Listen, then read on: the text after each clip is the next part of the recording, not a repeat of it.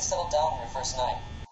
I actually worked in that office before you, finishing up my last week now, as a matter of fact. So I know it can be a bit overwhelming, but I'm here to tell you there's nothing to worry about. You'll do fine. So let's just focus on getting you through your first week. Let's see, there's an introductory greeting from the company I'm supposed to read. It's kind of a legal thing, you know. Welcome to Freddy Fazbear's Pizza, a magical place for kids and grown-ups alike, where fantasy and fun come to life.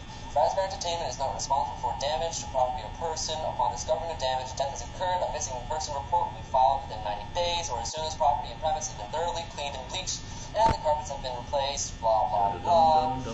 Now, that might sound bad, I know, but there's really nothing to worry about.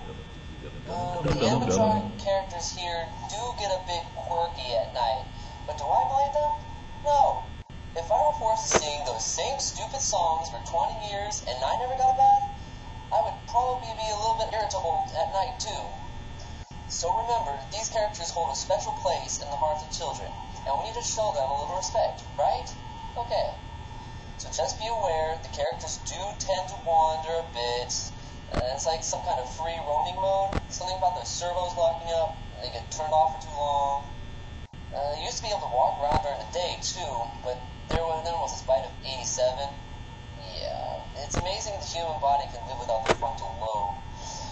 Well, considering your safety, the only real risk to you, as a night watchman here, if any, is that these characters, if they happen to see you after hours, probably won't recognize you as a person. They'll most likely see you as a metal endoskeleton without its costume on. Now, since that's against the rules here at Freddy Fazbear's Pizza, they'll probably try to forcefully stuff you inside of Freddy Fazbear's suit. Now, that wouldn't be so bad if the suits themselves weren't filled with crossbeams, wires, animatronic devices, especially around the facial area. So you can imagine having your head forcibly pressed inside one of those would cause a bit of discomfort and death. But the only parts that you see the light of day again would be your eyeballs and teeth that pop out in front of the mask. Yeah, they don't tell you these things when you first sign up. But hey, your first week should be a breeze. I'll chat with you tomorrow. Check the cameras, and remember to close the door only when it's absolutely necessary. You have to conserve power. Alright, good night.